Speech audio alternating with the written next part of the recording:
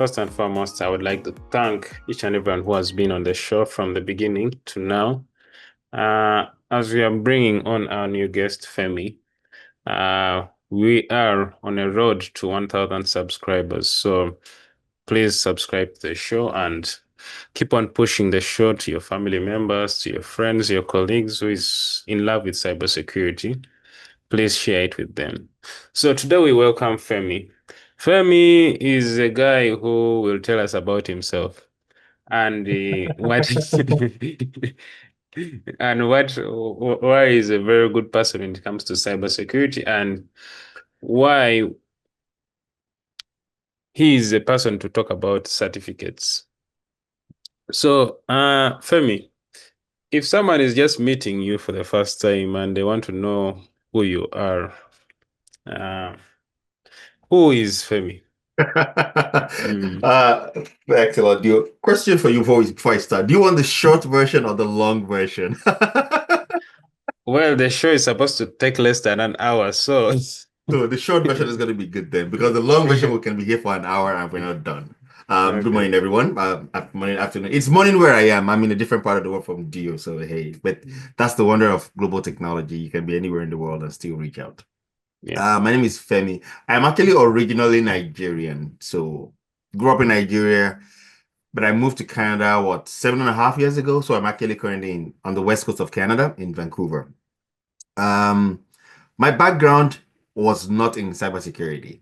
So my degree is in chemistry. I have a second degree in pharmaceutical chemistry. But somewhere 17 years ago, I got the opportunity to, 80 years ago, to move into IT and study database administration. And I was like, hey, ones and zeros make sense. And so since then, I've actually been in cybersecurity, in IT, but I've spent the last 8-9 years working in cybersecurity. Today, I work for a big company here in Canada. I am in the identity and access management space. So I do a lot of work in that space for cybersecurity, provisioning, deprovisioning, IEEE, that kind of thing. But I also enjoy doing a lot of work with mentoring the new community, because I think that we can only continue to build on the successes of the industry if we can actually pass the baton on to the new generation who are well prepared for what's to come, quantum, AI, all of that. So I do a lot of work mentoring, talking to the new generation. I also go to conferences to speak as well. And just like, I don't know if you was going to mention, or you mentioned this earlier, I can also run a podcast myself as well. And a YouTube channel is called The Cybersec Migrant. And I use that information to actually share the stories of people who are immigrants, particularly in North America, so be they African or Indian or Asian, who have actually moved here and gotten into the cybersecurity industry and done great things and they're still doing great things. So I do that as well. So that's a bit of my story as a background, and I'm sure I'll talk about myself a bit more as we go through the rest of the show. Okay. So let's dive into it. So when you're joining cybersecurity, definitely there are certificates you did. So the first one being CsecurityPlus. Walk us through the whole process of attaining it, because most people, it's usually like their wake-up call when it comes to cybersecurity. So tell us, how was it for you and the process of getting it? CecurityPlus was a bit challenging. I was still relatively new to cybersecurity when I took cybersecurity. It wasn't my first certification, though, actually. That was my ITIL. ITIL was my first certification because I was coming into a role that required me to do a lot of interface with the way ITIL works, service management, service delivery, that kind of thing. So I took my ITIL first. And then I was like, okay, how am I going to actually let people take me serious when I talk about cybersecurity? If I'm talking about cybersecurity, and again, it's like the analogy I like to use is it's like driving a car. To drive a car almost anywhere in the world, you need a driver's license. Definitely. So if, say, for example, I have a driver's license here in Canada, for example, and I travel to the UK and I want to rent a car, they're going to ask me for my driver's license as proof that I know how to drive a car.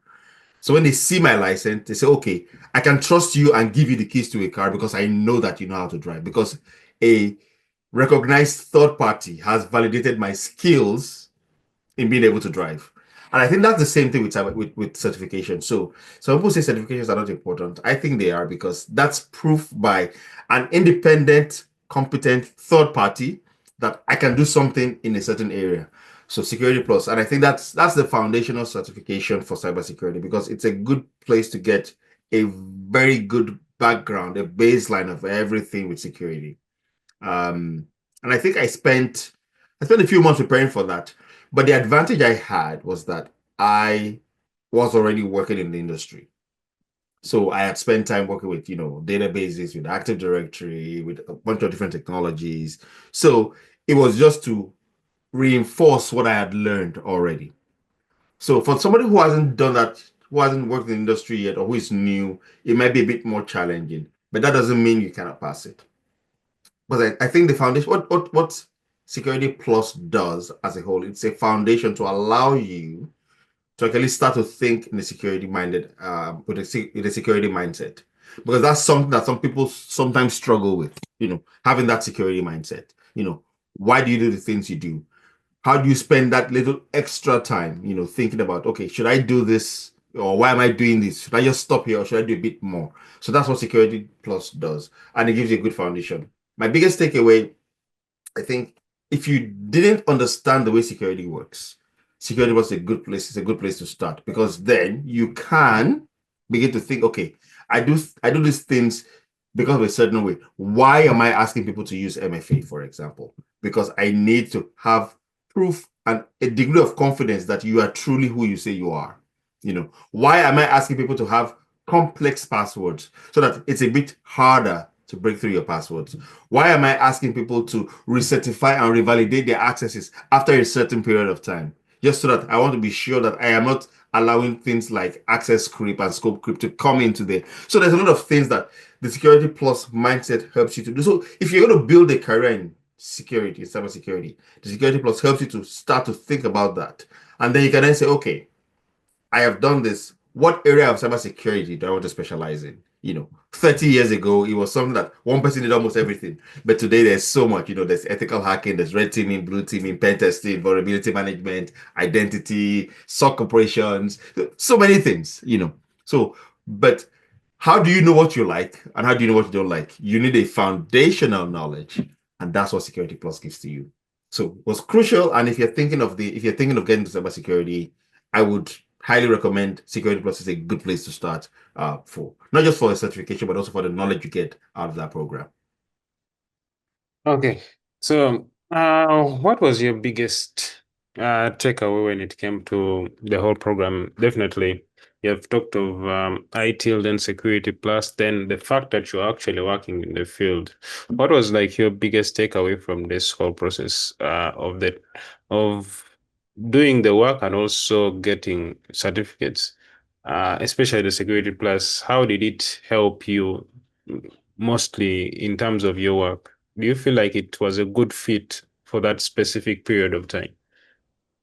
Yes, it was. No doubt it was. I remember then I was actually my manager who I was working with.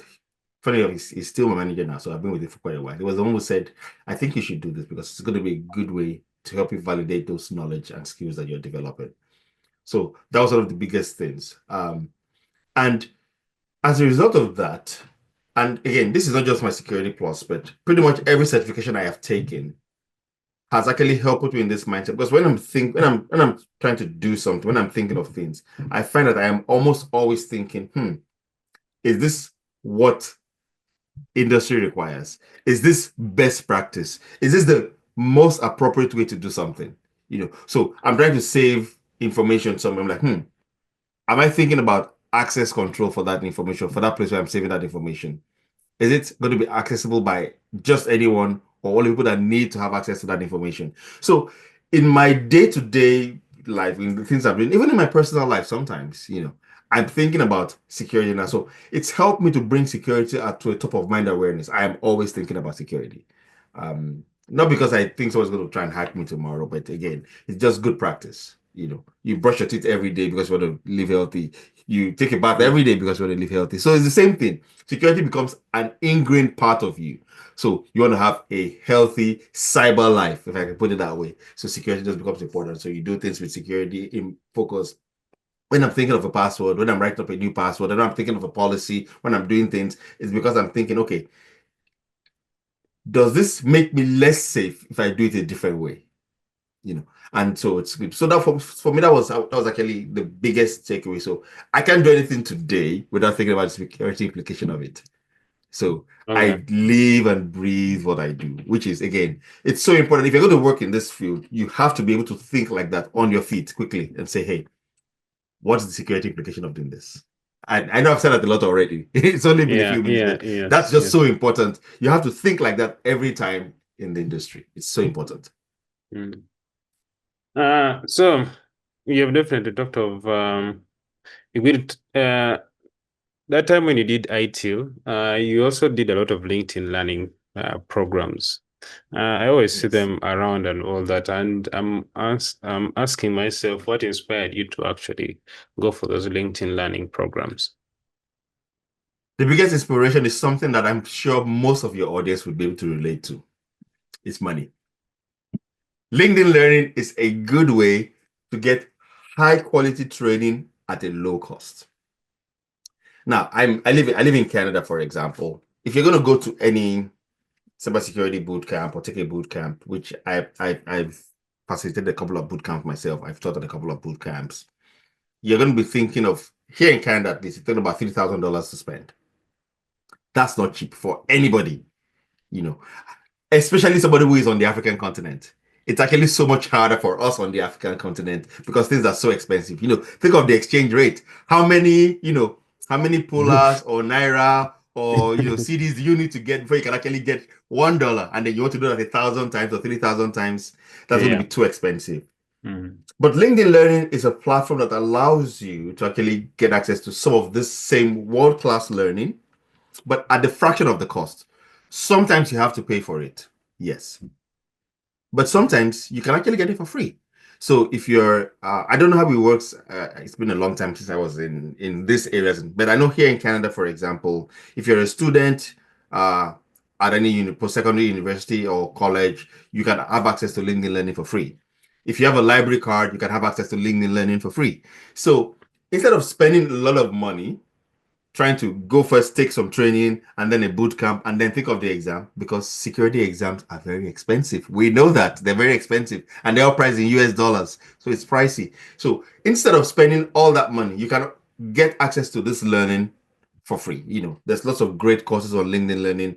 They're free to take, or relatively very cheap. And if you have free access, great, through your library, through your school, you can then take these courses and you can learn from the very best in the world. And that information can then be useful to you. And then you only have to worry about, okay, let me find some money to go pay for a certification exam. At least you're not paying for the bootcamp again. And if you don't want to take a certification exam, that's fine too. But you have the knowledge already, and you can apply that knowledge in your work, in the job you do. And some companies are very good where they are able to actually help you pay for your certifications. They may not pay for the training, but they pay for the certification. So a good way to make the cost to you as minimal as possible is LinkedIn Learning. And there's great courses. So CsecurityPlus, there's some great courses on LinkedIn Learning for CsecurityPlus. ITIL, there's some great courses. In fact, any cybersecurity certification you're thinking of getting, there's probably a great course on LinkedIn Learning that can allow you to take that. And not only that, LinkedIn Learning also has practice exams as well. So do I want to prepare for the exam? I'm preparing for the Security Plus, I'm preparing for the ITIL, I'm preparing for any of the ISA 2 or ISACA exams. There's the course on LinkedIn Learning. You can take the course. There's a practice exam, sometimes as many as 4 or 5 practice exams. You can take those practice exams, you're ready, so that when you actually go in for the actual exam, then you're ready and you can always, again, pass the exam, because nobody wants to fail an exam when they've paid $800 to pay for the exam. Nobody wants to fail, right? So that was the biggest takeaway from LinkedIn Learning. So if you don't have access to LinkedIn Learning, it's a good place to go start. If you're a student in a post-secondary institution, you should be able to get access to that. If you have access to the library, your local library card should be able to actually get you access as well also. And that would be great. Yeah. When you're talking of LinkedIn Learning, I was having this idea of compared to, let's say, Udemy, because Udemy you buy once and it's yours forever. How do you Yeah. compare their pricing? What Udemy was? and LinkedIn Learning. I have used both of them actually. I've used Mm, Udemy. I have active access to both LinkedIn Learning and Udemy. mm. The experience is similar. They're both video courses, where you watch a bunch of videos, take your notes. Sometimes they have assignments, practices. Good. I think they're almost at par in terms of the volume of content you can get. There's almost nothing you're looking for that you can't find on LinkedIn Learning, and almost nothing you can find on Udemy. I think it all boils down to what's your personal preference. Udemy, as far as I know, there's no way to get Udemy for free. Yeah. So there's no way to get, as far as I know, I could be wrong, but as far as I know, there's no way to get Udemy for free. So you would have to pay. So if cost is the biggest factor for you, then maybe LinkedIn Learning might be a better option. But if you have some money, and you want to consider one of both of them, then you can actually look at Udemy as well and say, hey, what can I get with Udemy as well? In terms Yeah, I of the think quality of I the just, content, sorry, mm, just give me a second. In terms of the mm, quality of the content, um, I think it depends on who the instructor is. There's some great yeah. instructors on LinkedIn Learning, and they're exclusive to LinkedIn Learning, and they're fine. But I also know that there's some instructors who are both on LinkedIn Learning and on Udemy, and they're fantastic as well. I've used both platforms before, like I said. It all depends on the instructor you're looking for. So even on LinkedIn Learning, there's crappy courses too. So what I would advise is whatever platform you choose, when you're going to look at the course, look at the reviews that you get for the course. You look at how many stars they have, look at how many people have taken their courses, 25,000.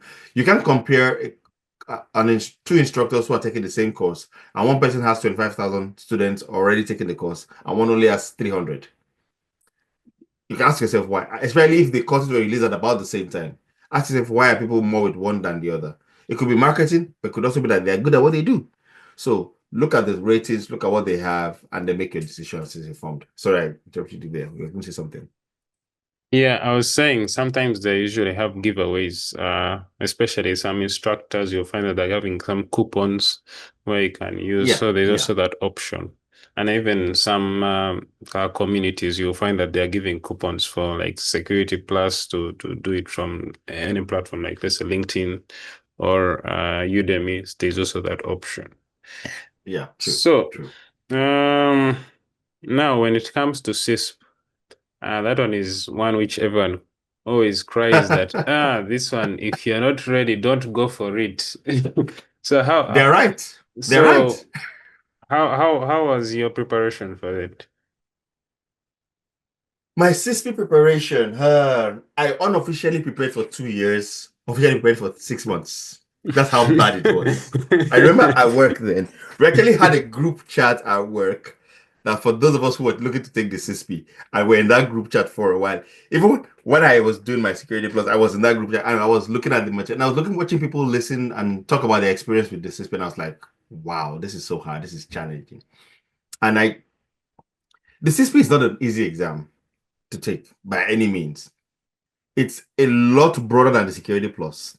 It's a lot wider than the Security Plus. In some cases, a lot more in depth than the Security Plus. So it's the Security Plus is a foundational exam for cybersecurity. The CISP is a management level exam. So you expect to know a lot about a lot. That's what makes the CISP so challenging because, like they say, it's a mile wide and an inch deep. So you need to know about so many different things. Some of them are not a lot of detail, but some are actually a lot of detail. But the biggest thing about the CISP is that the CISP is a management level certification.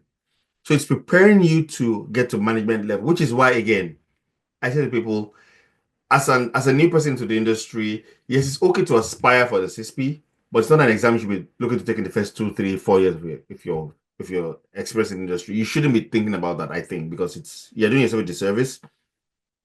A lot of what you find on the CISP is tied to your experience.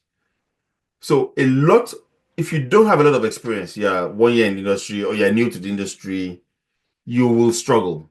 I think that's why people don't pass the CISP on the first try. A lot of people don't pass it on the first try. A lot of people take it and they fail the first time, they have to go back a second time, sometimes even a third time before they pass it.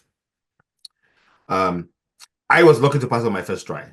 So I passed the CISP first try. But again, As at the time I took my CISSP, I had over 5 years in experience in industry. So I was already in industry. I have seen how things work. I could understand how things work in the industry. I wasn't coming from somewhere I was green. So that would help me. Also, again, I tell people, taking the exam is not getting the system. If you pass the exam, there's requirements to meet. And one of those requirements is you have to have 5 years of working experience in the industry. So why take the CISSP when you don't have the working experience? It just, for me, it doesn't make any sense. So I spent 2 years, debating, do I want to do the CISSP or do I not want to do the CISSP? But then I think 6 months to my exam date, I was like, okay, fine. I am going to book my date and start planning for the CISSP. So I booked my date 6 months in advance and started reading for the CISSP. And I was actively reading, and I was using a variety of tools to study. So again, you can't study with just one resource for an exam like the CISSP. It's going to be too challenging. So I used a variety of resources. Of course, official study guide, yes. Use the official CISSP study guide from ISC2, official practice tests and exams. They have the flashcards, use that. But the official study guide is a very dry book. You will not have fun reading that book, except if you like boring, okay, fine, you might enjoy it. But I don't know anyone who has told me they ever loved the OSG for CISSP. So take other books, read other books to supplement that. There's LinkedIn learning courses you can take. There's other books you can read that provide some information. There's all-in-one guides that you can take as well. There's practice exams you have to take. In fact, practice exams are a must. You can't take the CISSP exam without taking a practice exam. If you don't take a practice exam for taking the CISSP, I can guarantee you, not you may fail, you will fail. Because you will not understand because sometimes some of the questions in the CISSP exam they might be clear cut, but also they require you to think like a manager, and which, without having seen previous examples of the question, that would be hard to do. So 6 months of preparation. I was reading official study guide. I was reading a few other books as well, a book by Luke Ahmed. I was taking practice questions every day. In fact, every day I would do a minimum of about 10 to 15 questions. The last 2 months, I was doing practice exams almost every day. Sometimes there's some short practice exams. There's some full-length practice exams where you get the whole 4 hours and 150 questions. But I was doing all of that as a way to practice, because if I wasn't doing that, I think I would have failed. So the biggest thing was that helped me get into the mindset of how do you think like a manager, because it's so important. If you don't, especially with the CISSP, if you don't read the question properly, you can misunderstand the question and then choose the wrong answer. So that's the thing about the CISSP. So it's so important. Read the question, read it again, and ask yourself, what are they asking me? And then look at the answers. Don't look at the answers first, because if you look at the answers first, you could get biased immediately that, oh, this must be the answer, and then you don't read the question properly. So cover the answers. I know I had a sheet with me on the day of the exam. So every question, I will cover the answers with the sheet of paper and read the question first, then open the paper so I can see the answer. So I didn't want to get any bias. That's how I was intent on making sure that I didn't look at the answers before I actually read through the question 2 times to understand what the question was saying. So lots of official material, lots of video courses. There's some video courses that I took on LinkedIn Learning, on Udemy, on YouTube as well. So lots of resources. Practice exams, official practice exams from ISC2. They've got a book that has about 4 practice exams. It's a companion book to the OSG. I also did some practice exams on LinkedIn Learning, which is available. Then I also downloaded the LearnZ app, which is the official app from ISC2. The LearnZ app allows you, it's an app that has information for 3 ISC2 exams. So CISSP, CCSP, and SSCP, they're all in the same app, and then you just choose the exam you want. So that app was fantastic. Yes, there's a free version that only allows you access to about, I think it's 125 questions, but you can pay for the premium version of the app. It used to be a paid one-off payment, but now it's a monthly payment you make on the app, and that gives you access to about 3,000 different questions. So for the last 2 months of my preparation, I actually paid for the full version of the app. So I had access to the app, and I was able to actually look at all the questions. So I kid you not, before I went in for my exam, I had solved over 5,000 CISSP questions before I went in for my exam, because I knew that if I could get enough practice as to how to actually read and understand a question, that's one hurdle already crossed to prepare for the CISSP exam. The rest was then going to be call on my knowledge. So again, as I was going, I was thinking of how have I thought about this in, how have I experienced something like this? In my previous experience, where has something like this come in useful?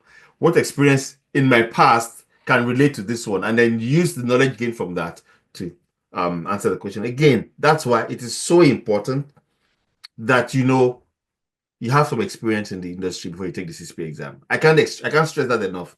If you don't have experience, you will fail. So gain some experience. Don't put yourself under pressure. People have said, "Oh, I spent 4 weeks to prepare for my CISSP, 6 weeks for my CISSP." One, those people probably have years of experience in the industry. So preparing for 4 weeks was not a challenge for them. Two, they probably have done other certifications that have knowledge. So maybe they were SSCP or they were CISM or something. So they had that Prior experience. knowledge. Exactly, they had prior knowledge already. So do that. Make sure that you are ready. So give yourself at least, at the very least, I think, even with all the industry experience, at least 3 months is the minimum time you should give yourself to prepare for the CISSP. Then that should give you enough time to prepare. And if you're sure, if you're not sure, at least for 30 hours before your exam, you can always reschedule, which is fine, But with good preparation, you would pass. But it's a challenging exam. That much I would say it's very challenging. Compared to the other certificates you've had before, what's the level? The level of CISB, how does it rank? On a scale of 1 to 10, 11. That's how highly it ranks. On a scale of 1 to 10, it's 11. But it's not the only one at that level. In fact, there's actually 2 exams that are at that level, which thankfully I have both of them. There's 2 exams that I have at that level: the CISSP and the CISM. CISM and CISSP are both at that level where they are. On a scale of 1 to 10, they're both at 11 because they're both very technical, but very high level management level certifications. So they require you to be able to think wide. And the CISM in particular was very challenging because I think it's something to do with the way ISACA tends to phrase their questions in the exams. You find a question where the language is something like XYZ happened, then ABC happened. Which of this is the best course of action? And you will find 4 answers, and literally any of those 4 things would work for that situation. But the question is, which is the best? If you don't have management level experience, you wouldn't know what is the best. Because it's not just, oh, we want to stop people from logging in remotely. Okay. Why do we need to do that? What impact does it have on the business, on our applications? Are we ready for that? What other things do I need to think about? If you are not in the industry for a while and have some management level experience, you won't think like that. You just say, oh, because I don't want anybody else that is not the right person to log in, so I'm going to choose this answer. But there's something else there that's a factor that is important for you to think about, which you haven't thought about. That's why the CISSP, the CISM, both very high level exams, both very technical exams, both management level exams. I think if you take those 2 exams and you pass them, then you are ready for a management role. You're ready for a senior role. You can't get into a senior role. I don't think you get to a senior role without that. Or, well, you either have those certifications or you have the requisite years of experience, 5+ years of experience to get into that. And even then, it's not a guarantee, right? It's not a guarantee. So, but very challenging, very, very challenging. Wow. So you're already chiming into the next question of, did you find CISM easier after doing CISP? No. Personally, again, let me tell you the reason why. I think this was one, there's a fundamentally different way of thinking between ISACA and ISC2. So you need to understand that. It's crucial. If you don't understand that, it's a bit challenging to actually get into that space. So that's the first part. The second thing is also because CISM is coming from ISACA, who is primarily an audit and control association. So they are, why do you do this thing this way and not that way? Because it's a best practices industry. So especially with the CISM, there's a lot more options where this is the question. which of this is the correct answer, and 4 of them are correct, or 3 of them are correct. It's a lot more common with the CISM than the CISSP. But that's because, again, you can do this, like we have the saying in Africa, there's many ways to get to the market, There's not just one road that leads to the market, but which is the best road for you at that time? Am I going in the market by foot? Am I going with a lorry because I want to take out what's the best way to get in? So that are things to think about. So that was the first part. The second part, and I think this is also a me problem in a way.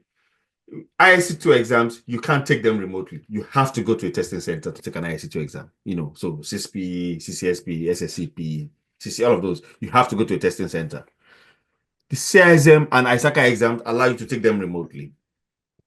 So I took my CISM exam remotely, and it wasn't a very good experience. I don't know, the remote proctor I got, maybe the person had a thing for me, but there was a lot of interference again, because the way I take my exams, I'm not the kind of person that sits down and just look like this for 4 hours. No. I tend to move my body a lot. I tend to think, I'm looking up, I'm asking myself. And he kept on interrupting me and saying, why are you doing this? Why are you doing that? So it ruined the exam experience for me. So I would recommend, if you cannot sit still for 4 hours, don't do the remote exam for CISM. Just go to a testing center and take the exam there. It will make your life easier, a lot easier. But then, again, you have to prepare very well. You have to be very well prepared. Again, practice exams always help. If you're a person who learns a lot from video exams, from video courses, take video courses as well. Those would help. But you have to be very prepared before you get in. You have to be. So, based on your wealth of experience, which one was the turning point in your career? Oh, it was the CISSP, no doubt. Which I got first. I got the CISSP first, before the CISM, and that was the turning point. It just, with the CISSP, the moment I got the CISSP, people started to pay attention and take notice of the things you say, because the CISSP just lets people see you as an authority when you say something. So people pay a lot more attention to you, which is also the reason why you have to be careful the things you say then, because you don't want anybody to quote you out of context or to say, hey, you said the wrong thing. So definitely the turning point was the CISSP. It gave me a lot more recognition. I had people then paying a lot more attention to the things I was saying. So that was good. And then the CISM just added to that. Made it even then. I remember I was speaking to one of my mentors, because I do have mentors as well. Forget that I am very experienced. I have my own mentors as well. I was speaking to one of my mentors, and it was like, and he was actually the one who encouraged me to chase some of these certifications. It was like, in cybersecurity, there's, especially cloud security, because we're all going cloud, there's 3 certifications that are considered like, the gold standard. So you want to have the CISSP, the CISM, and the CCSP. Those are for him, that's like the gold, silver, and bronze of certification and cybersecurity, especially when you go into the cloud. So I was like, okay, good. I am going to get the CISSP first. So I got that first. I was like, okay, I'm going to get the CISM next. And I got the CCSP. So I have the gold, silver, and bronze. And they're good. And in a way, they complement each other. Those exams, the knowledge in those exams, they complement each other. There's things that I learned on the CISSP that were, only briefly touched upon in the CISSP, but a lot more detailed in the CCSP. And that's because they were cloud focused.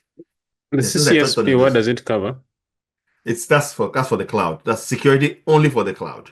So it focuses on cloud security as opposed to the CISM or the CISSP, which focuses on enterprise security, both cloud, on-prem, hybrid, what have you.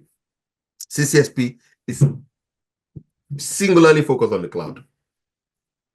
And because, today, that's where we're all heading to. We're all heading to the cloud. Yeah, definitely. We're doing this because of cloud technology, right? Yeah. Without cloud technology, there's no way you and I would have had this conversation right now. I would have had either fly or you fly here, one of the two. So thank for the cloud. But that's the thing. So I think, but for me, the wealth of experience, the turning point, definitely the CISSP, but then the CISM and the CCSP have only just helped to actually even emphasize that a bit more.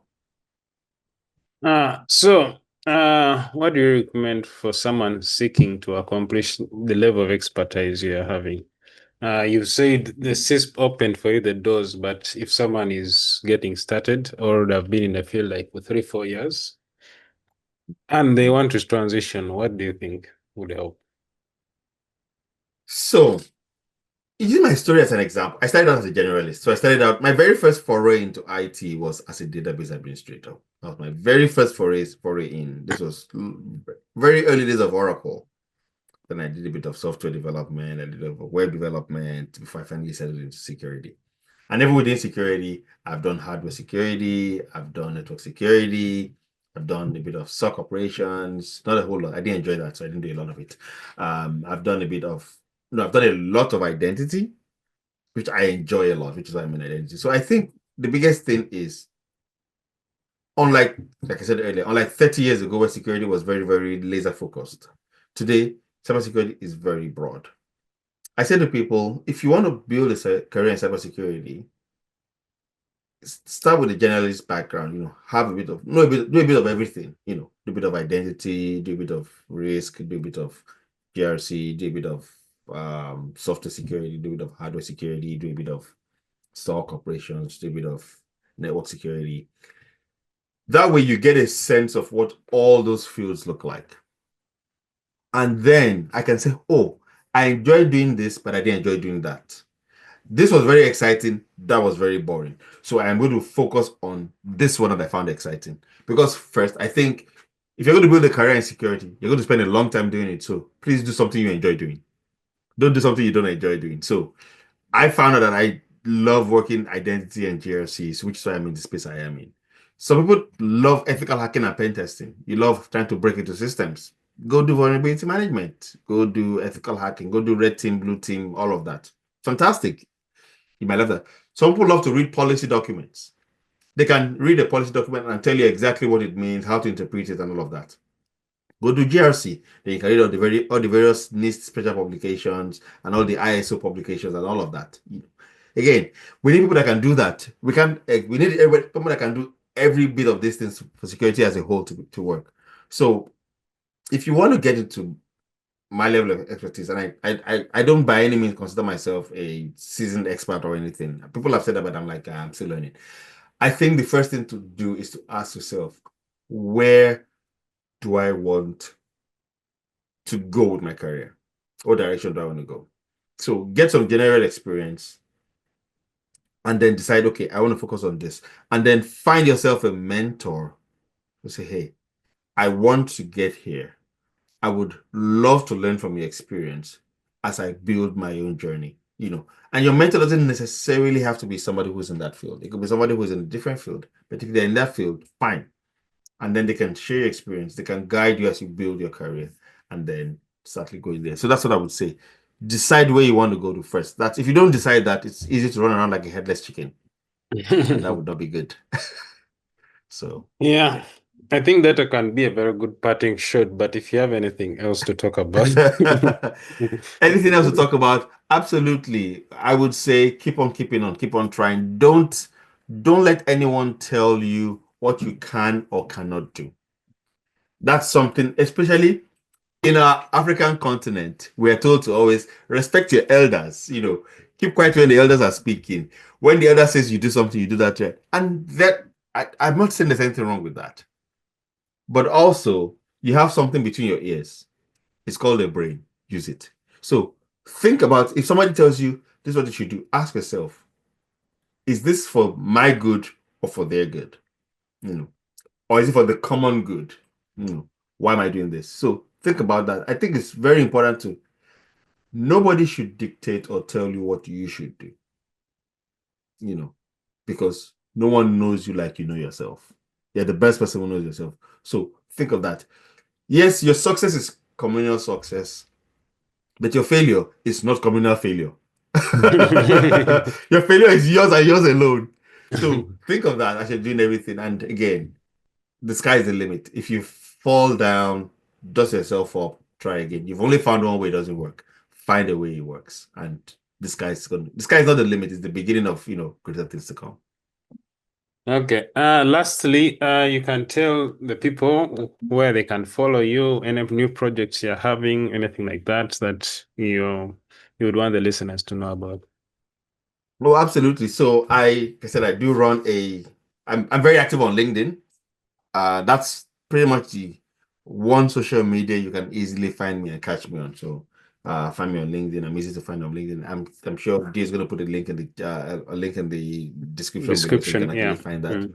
Yeah. So follow me on LinkedIn. You can reach out to me. I run an open door policy. So reach out at any time, ask questions. I also run a podcast and a YouTube channel. It's called The Cybersec Migrant. Just search the Cybersec Migrant on YouTube, on your favorite podcast platform, Apple Podcasts, Spotify, Amazon Music, YouTube Music, Castbox, wherever you are. I'm syndicated across all of those. So give it a like, give it a follow, reach out. I'm always happy to talk about security at any time. So reach out to me anytime. I'm always open. Okay. With that, I would like to thank you for coming on the show. And our audience, don't forget, we are fighting to reach 1,000 subscribers. So please subscribe to the show. And other than that, I'll see you all in the next episode. Thank you very much. Thank you for having me. You're welcome.